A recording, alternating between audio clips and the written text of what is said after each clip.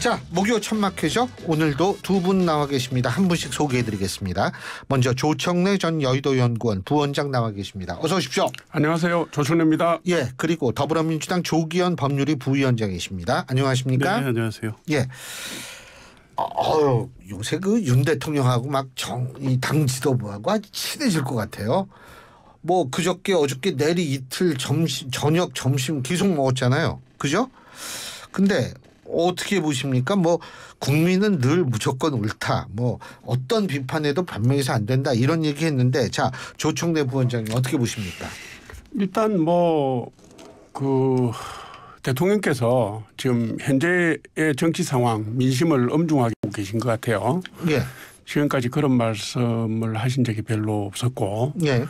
또 반성을 얘기할 때도 뭐 예를 들면 정부의 행정 관료들이 좀 반성을 해서 잘하라 이런 형태였지만, 대통령께서 일단 인식에 큰 변화를 보이시고 있는 것 같아요. 그리고 지금까지는 당내에 여러 가지 현안이 불거져 나올 때는 예. 대통령실에서 뭐 의식적으로 입장이 없다거나 그건 당에서 알아서 할 문제다 뭐 이런 반응을 보였는데, 예. 이틀 동안 새로운 당 지도부를 조치해서 저녁도 드시고 또 그 다음 날 점심도 드시고 일단 당 중시 행보를 보이고 있는 건 맞고요. 예. 그래서 대통령의 그런 지금의 표정이나 변화가 앞으로 현안을 다루 나가는데 혹은 민심과 소통해 나가는데 연결되어서 향후 국정 운영 변화로 연결될 것 같다. 특히 예. 총선을 앞두고 그렇게 예상을 합니다. 예. 자, 많은 변화를 예상을 하셨어요. 조기현 부위원장님 어떻게 보십니까? 뭐 이번 보궐선거 결과를 놓고 변하지 않으면 안 된다는 판단은 당연히 하셨겠죠. 예.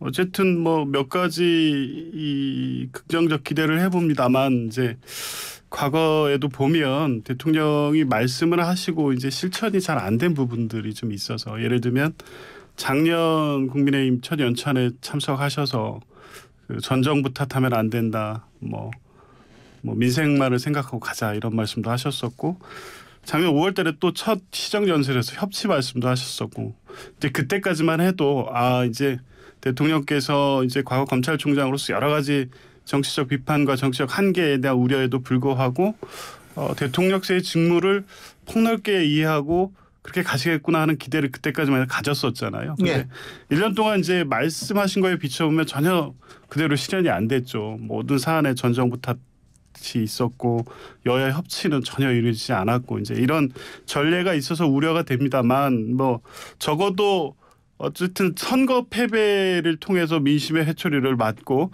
변하지 않으면 안 된다는 생각은 당연히 하실 수밖에 없는 것인데요. 반성을 하신다고 하실 때 반성의 내용이 어떤 것인지에 대한 말씀은 안 하셔서 근본적으로 바뀌실지, 이것은 뭐 어제 오늘 이틀 동안의 행보만을 갖고 아직 평가하기에는 이르다고 보고요. 정말 이제 국민이 원하는, 국민이 요구한 변화를 하실지 지켜봐야 되지 않을까 생각합니다. 그렇죠. 좀 두고 봐야 된다는 말씀이신데, 근데 이게 결국은 강서구 구청장 보궐선거의 참패의 영향 때문에 이렇게 된 거 아니겠어요? 맞죠. 그렇죠? 맞죠. 예. 요번에 강서구청장 선거의 패배가 의미하는 바는 이렇습니다. 2030 저는 단적으로 얘기하면 2030 세대의 표심, 또 좀 더 확장을 하면 20대에서 40대까지의 표심이 일단 등을 돌렸다. 결과적으로 그런 거고요. 그 내용은 뭐냐면 2021년 서울시장 보궐선거부터 그다음 2022년 대선, 그다음 2022년 지방선거까지 국민의힘이 승리할 수 있었던 기본 동력 중에 하나가 2030 세대의 표심이었어요. 이 부분들이 지난 한 1년 반 지나가면서 1년 지나가면서 이렇게 등을 돌렸다는 거기 때문에, 그러니까 소위 수도권 민심으로 우리가 표현하는 그 잃어버린 표심을 찾는 것이 지금 당면한 과제가 되었습니다. 총선을 앞두고도 그렇고요. 국정에도 그렇고. 그래서 이거는 사실은 갤론이 암시하는 내용도 분명하고 목표도 분명하기 때문에 이게 향후의 여권 전체의 행보나 변화의 기준점으로 혹은 잣대로 작용을 할 거다. 큰 영향을 끼칠 거다 이렇게 보고 그게 부응하는 변화를 이끌어낼 거다 이렇게 봅니다. 근데 한 가지만 간단하게 이게 결국은 그 지나친 이념 지향성을 보였기 때문에 결국 이렇게 된 거다. 그러면은 이제 실용 지향성으로 좀 넘어간다. 이렇게 얘기를 하면 그렇죠. 되는 거죠. 예. 대통령께서 집권을 시작하시자마자 예. 취임하시자마자 가장 긴급한 사안이 뭐였냐면 외교 안보 분야 아니었습니까? 예. 그 국민의 생명과 재산과 관련된 부분이기도 하고 한미동맹, 한일 관계 한미동맹 이걸 다 복원하는 비정상적인 것을 정상화시키는 데 주력을 하다 보니까 예. 본의 아니게 경제나 민생 부분이 조금 메시지상으로도 그렇고 정책상으로도 조금 소홀했던 부분이 있었던 것 같아요. 예. 근데 이 부분으로 전환이 되고 거기에 전력 투구를 하는 모양으로 가지 않겠냐. 그래서 정책 아젠다나 국정의 큰 전환이 있을 거다라고 저는 예상을 하고 있습니다. 예. 그 어떻게 이 좀 이념 얘기 좀 줄 거라고 보세요? 줄 거라고 기대는 해보는데요. 예. 당분간은 뭐 안 하실 것 같긴 한데요. 워낙 이념이 제일 중요하다고 앞세우신 말씀을 하신 지가 얼마 안 돼서 과연 그것이 뭐 그거 하나의 문제는 아니었지만 이제 그러한 인식에 문제가 있다는 어떤 국민적 평가를 제대로 인식하시는지는 모르겠어요. 근데 워낙 그 부분을 최근 몇 달 동안 하도 강조하셔서 그런 인식이 근본적으로 바뀌었는지는 아직은 의문입니다. 워낙 말씀을 많이 하셨잖아요. 그러니까 예. 이념 자체에 대한 얘기도 많이 하셨고 야당이나 비판하는 분들에 대해서 반국가 세력이라든가 공산 전체주의 세력이라든가 우리 사회 전체를 이렇게 갈라치게 하고 나누는 방식으로 메시지가 아니라 인식을 그렇게 하시는 것 같아서 걱정이 많았잖아요. 그러니까 단순히 이념 얘기를 안 하시는 문제가 아니라 우리 사회를 그렇게 인식하시고 있다면 이게 단순하게 메시지 몇 개 바뀌어갖고는 안 되는 거여서 단순하게 이제 이념 논쟁을 안 하시면 사실은 문제가 안 되니까 이제 그렇게 하셔야 맞죠. 그래서 지금 말씀하시는 대로 민생 중심으로 하시게 되면 오히려 이제 그게 진정한 여야 경쟁이 될 것이고요. 민주당도 뭐 이번 선거에서 사실은 윤석열 정부에 대한 평가적 선거였기 때문에 상당한 표차로 이기게 했지만 이게 민주당에 대한 어떤 국민적 지지 이렇게 평가할 수는 없는 거거든요. 결국에 총선까지 가는 과정에서는 여야 경쟁 또 쇄신과 혁신을 통해서 국민의 기대에 누가 부응하느냐는 경쟁을 해야 되기 때문에 그런 측면에서 보면 아마 그런 부분까지 대통령께서 고려하시고 실제 민생 위주로 가시고 여야와 대화와 협치를 복원시킨다고 하면 오히려 다음 총선은 건전한 경쟁이 될 것이고 민주당도 그에 걸맞는 쇄신 노력을 하게 되겠죠. 우리가 의대 그 정원 늘리는 거예요. 이게 사실은 민생에 깊숙이 들어가겠다는 첫 번째 신호탄이다 이렇게 받아들여도 될까요? 어떻게 보세요? 저는 그렇게 보고 있습니다. 예. 뭐 지금 뭐 언론에 대서특필 하다시피 무슨 뭐 응급실 뺑뺑이니 소아과 오픈런이니 이게 뭐 병원 찾아 산말리 이게 지금 21세기 대한민국에 말도 안 되는 현상이 벌어지고 있고요. 국민들의 고통 지수가 지금 극한까지 올라갔다고 봅니다. 뭐 단순히 무슨 의사협회나 이런 데서 제의하는 뭐 우리가 들어볼 말도 있다고 봅니다. 그런데 지금 의대 정원을 늘리는 문제는 여도 찬성하고 야도 찬성을 하고 있고 그다음 의사협회도 의대 정원을 늘리는 것 자체에 대해서 반대를 하는 것이 아니라 의료현안협의회나 이런 대화 채널을 통해서 좀 협의를 하자 이런 내용 아니겠습니까? 예. 그래서 국민의 이 고통이나 어려움을 덜어주기 위해서 지금 대화 채널을 가동하는 게 맞고요. 원래 이제 대통령실에서도 의대 정원 숫자를 정해서 뭐 논의를 진행하려고 하다가 이런저런 저변의 그 노력들이나 의견들이 있어서 일단 숫자 제시 안 하고 지금 협의 모델에 따라서 들어간 걸로 보여집니다. 그래서 이 문제를 푸는 것도 민생의 고통을 풀어나가는 것이기 때문에 국민들에게 좋은 시그널을 줄 수 있을 거다 저는 그렇게 보고 있습니다. 동의하시죠? 그러니까 뭐 민주당도 반대 자체는 안 하는 것 같아요. 뭐 찬성을 하고 있더라고요. 그럼요. 그러니까 이제 이거 이렇게 되면 좀 민생 문제는 협조를 하겠다라고 그런 시그널로 받아들여도 되는 거죠? 그럼요. 대통령께서 잘 하셨고요. 이게 원래 뭐 지난 정부에서도 추진하다가 이제 단체 행동이나 뭐 코로나 시기 파업으로 좌초된 거였고 민주당 당연히 확대해서 필수 의료 인력 확보라든가 지방 의료 공백의 문제 해결하는데 당연히 필요하기 때문에요. 협조를 할 건데 다만 이제 우려하는 지점은 하나 있죠. 이게 국면 전환용이라는 얘기를 안 들으려면 구체적인 어떤 계획하고 문제가 되는 부분을 어떤 방식으로 풀어갈지 얘기가 같이 나와야 되는데 지금 정원 몇 명이냐 얘기부터 나온 다음에 지금 인재 논의를 시작하다 보니까 총선까지 가는 과정에서 이게 어느 프로세스를 거쳐서 언제 어떻게 확정될지가 지금 좀 난망해 보입니다. 이게 이제 진정성 있게 추진하시려면 여야의 빠른 어떤 뭐 대화 그리고 추진 계획을 가지고 정부가 입장을 좀 내고 그런 실질적인 모습을 보여주셔야 될 것 같아요. 알겠습니다. 그리고 이제 국민의힘이 그 혁신위원회 뭐 좀 있으면 만든다 그러는데 부원장님 보실 때는 잘 될 것 같으세요?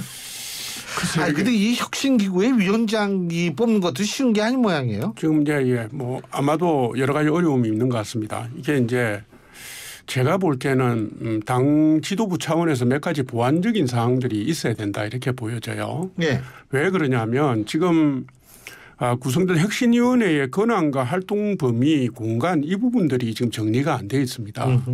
그런데 이제 혁신위원회가 만들어지더라도 이게 이제 총선이 지금 뭐 한 6개월 앞으로 다가왔으니 총선 승리라든가 그 총선의 로드맵하고 분리돼서 갈 수가 없잖아요. 그죠? 네. 혁신위원회도 그거를 중요한 과제로 삼아야 되는데 문제는 뭐냐면 지금 총선 기획단도 지금 발족을 앞두고 있고 인재영입위원회도 발족을 앞두고 있고 그다음에 명칭이 뭐가 되든지 간에 뭐 미래비전 뭐 특위니 뭐 이런 2030 세대를 대거 참여시키는 이런 형태의 위원회도 아마 발족이 될 겁니다. 그런데 이게 다 성격상 총선을 앞두고 동시다발적으로 기구들이 뜨면 혁신위원회가 독자적인 아젠다를 갖거나 독자적인 활동 공간을 갖기가 상당히 힘들고요.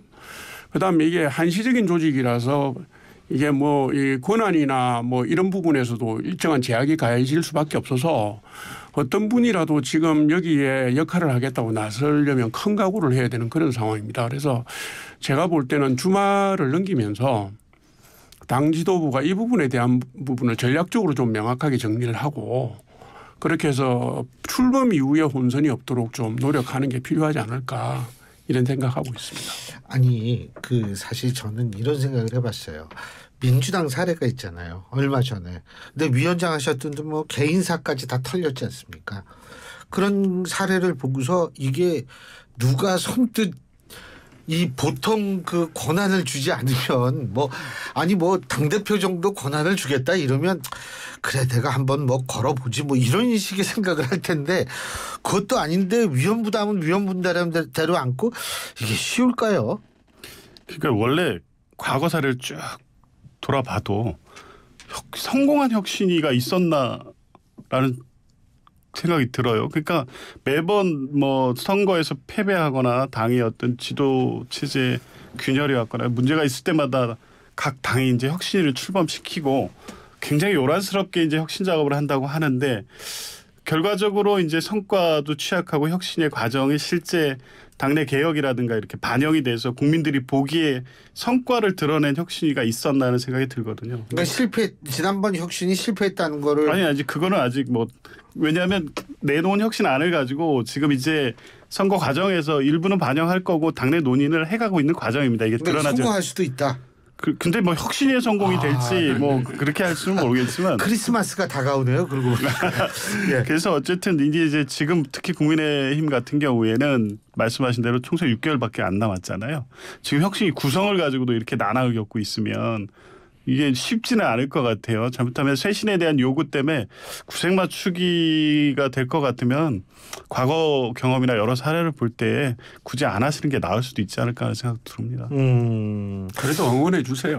아니 근데 우리가 그 성공한 혁신이 사례 크게 두 개 꼽거든요. 하나는 예전에 한나라당 시절에 홍준표 현 대구시장이 이끌었던 이 비대위 혁신이 이거 성공했고 그 다음에는 민주당의 김상곤 전 교육부총리가 이끌었던 혁신 이거 성공했어요. 근데 사실 두 개 빼놓고는 없어요. 그런데 어쨌든 뭐 마무리가 잘 돼야 될 것 같고 또 하나는 우리가 주목해야 될 거. 자, 제가 이걸 꼭 여쭤보고 싶어요. 지금 뭐 이게 뭐 총선 때 되면 우리나라 원래 신당 얘기 많이 나오니까 뭐 새삼스러운 것도 아니지만 하지만 이번엔 좀 주목해야 될 신당론이 있어요. 윤 대통령의 신당 얘기가 뭐 가끔 보도가 되더라고요. 부원장님께서는 그 뭐 예전에 뭐 심평 변호사인가 하는 분이 말씀하셨고 최근에도 무슨 언론 인터뷰에서 비슷한 아주 슬쩍 지나가면서 말씀을 하셨던데 저는 그거는 아니라고 봅니다. 그거는 대통령께서 만약에 신당을 하실 생각이 있었다면 지금 시점으로 보든지 지금 당정대 관계의 내용으로 보든지 이렇게 갈 수가 없고요. 지금 뭐 말씀하시는 것처럼 대통령께서 신당을 하신다면 뭐 밀려서 하시겠습니까? 그런데 지금 총선 공천까지 지금 5개월도 안 남았어요. 4개월도 안 남았습니다. 2월 중순쯤 된다고 보면.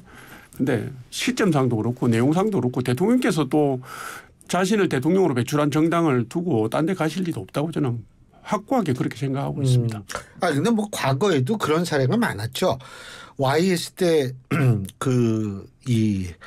갑자기 신한국당, 예. 그죠? 그다음에 DJ 때 사천년 민주당. 그다음에 노무현 때 열린우리당. 사례는 많아요. 사실은 어떻게 보세요? 근데 윤석열 대통령 신당을 만들래도 그럴 수 있는 조건이 지금 안 될 것 같아요. 시기적으로도 그렇고요. 그리고 대통령이 주도하는 신당을 하려면 대통령 지지율이 적어도 한 40% 좀 이상은 나와줘야 추진력을 갖고 그게 선거 결과로까지 이어질 수 있는데 지금의 지지율을 갖고는 어렵고 더 근본적인 원인은 지금 일반적 국민들의 시각은 국민의 힘이 대통령의 당이라고 보는데 굳이 새로운 신당을 만든다고 해서 지금의 국민의당과 차별성을 가진 어떤 새로운 당이라는 느낌을 줄 것 같지는 않습니다. 그러니까 지금 뭐 대통령 처음에 국민의힘에 입당하실 때부터 이 당을 본인의 어떤 간판과 이름으로 하려는 의지가 드러낸 부분들이 여러 군데 나타났었잖아요. 그리고 이 당을 통해서 뭐 이 공천이나 이런 걸 통해서 이 당의 장악력을 높이려는 방식으로 정치를 하시려고 하지 당을 만드는 것은 시기적으로나 조건으로나 지금까지 대통령이 해오신 정치 행보로 보나 신당으로 가는 것은 가능성이 높지 않다고 봅니다. 자, 이제 민주당 얘기 좀 여쭤볼 게 있어요. 저는 어제 경기도 국감보고 깜짝 놀랐어요. 그저께죠. 김동연 지사가 본인이 취임하기 전부터 경기도 이 감사 부서에서 감사를 했는데 이재명 대표의 지사 시절의 법카를 좀 잘못 사용한 그것이 최소 60건 이상 많게는 100건 정도가 된다라는 얘기를 했습니다. 네. 저는 이걸 보면서 제가 여쭙고 싶은 거는 같은 당이라고 뭐 다 감싸줘야 된다 이런 얘기는 아니지만 그래도 그걸 국감장에서 이렇게 김동연 지사가 얘기하는 거 깜짝 놀랐어요. 우리 부원장님은 어떤 생각을 하셨어요? 저는 그걸 보면서요. 예. 저분이 아직 정치 지도자 정치인이 안 되셨구나 이런 생각을 사실 했습니다. 뭐냐면 행정 관료들은요. 예.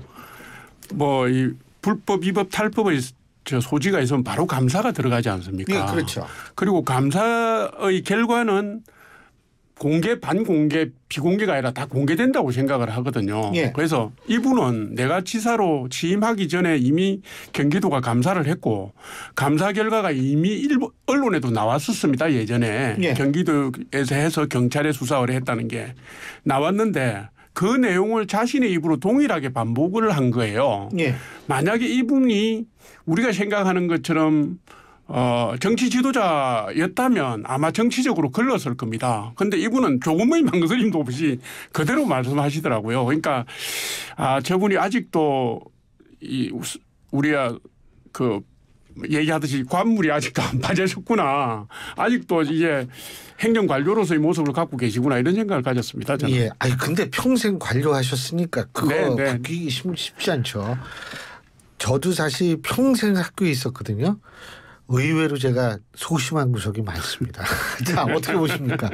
그러니까 이게 뭐 일종의 논란 아닌 논란이 된 게 이게 김종인 지사가 잠재적 대권 후보이기 때문에 경쟁 관계에 있는 이재명 후보를 의식해서 의도적으로 한 발언이 아니냐라는 해석을 나왔기 때문에 논란이 된 건데요. 근데 앞뒤 맥락 질문 답변 과정을 보면 그런 건 아니었죠. 지금 부원장님 말씀대로 이 사실 파악을 하고 있는 대로 그냥 그대로 얘기하다 보니까 그렇게 해석될 여지를 남겼던 것뿐이고요. 말씀하신 대로 이거 이재명 지사가 이제 지사 시절에 대통령 후보 할 때 언론에 공개가 됐고 그래서 그때 사과도 하시고 감사해서 감사 결과가 나오면 그에 따르겠다는 입장도 밝힌 바가 있고 그래서 경기도에서 감사 실시가 됐고 검찰에 고발됐습니다. 경찰입니다. 그러니까 경찰에. 예. 경찰에 고발이 됐죠. 수사가 이루어졌고요. 그 뒤로 압수수색도 다 이루어진 사안입니다. 그래서 이거 다 알고 있는 사안이거든요. 근데 새삼스러운 게 아니다. 새삼스러운 게 아니죠. 그 내용 지금 찾아보면 엊그저께 뭐 조명현 씨 나와가지고 공익제보자로 해서 막 말씀을 하시는데 무슨 새로운 사실이 폭로되고 이게 아닙니다. 이미 2022년 2월 2일 날 최초로 이게 보도된 이후에 지금 어제 나온 얘기 다 나와 있었습니다. 새로운 폭로도 아니었는데 그러니까 뭐 국감장에서 그게 논란이 되고 조명은 씨가 나와서 또 얘기를 하고 이러니까 마치 이게 뭐 법인카드 문제가 새로운 이슈가 된 것처럼 되고 있는 건데. 근데 증인 채택은 왜 안 됐어요?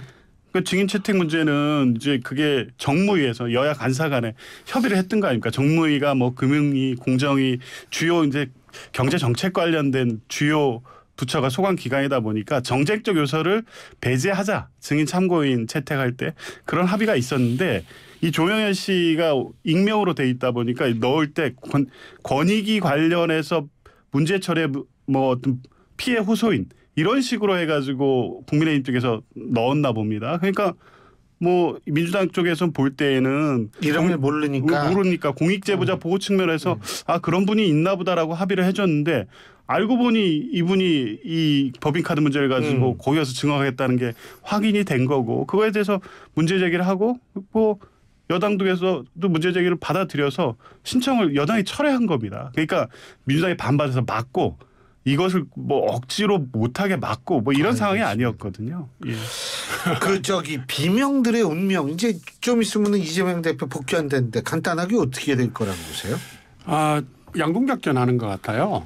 이재명 대표는 아마도 복귀 일성으로 통합 얘기를 하실 것 같은데 이재명 대표가 통합적인 메시지를 간접적으로 내고 있는 와중에도 핵심 친명계들은 가결파 의원들 징계 문제를 끊임없이 얘기하고 있고 어제 오늘 박찬대 최고위원도 얘기했고요. 정정래 최고위원 말할 것도 없고 이런 걸 보면 한쪽에서는 통합 얘기하고 한쪽에서는 척결 외치고 하는 양동작전 아니냐 역할 분담 아니냐 하는 생각이 들어요. 그런데 이거는 이렇습니다. 이재명 대표가 실제로 복귀를 해서 당내 핵심 친명계들이 다시 가결파 징계를 얘기할 때 아니다. 그게 아니다. 당은 단합해서 가야 된다고 하는 메시지를 낼 것인지 아닌지를 지켜봐야 이렇게 진위가 가려지겠다고 생각합니다. 간단하게 어떻게 보세요? 통합으로 간다. 이게 당의 메시지가 될 겁니다. 인위적으로 특정인을 배제하는 것은 목소리는 나올 수 있지만 그건 당원들의 의사도 있고 하니까 일부 지도부에서 그런 말씀을 하시는 거고요.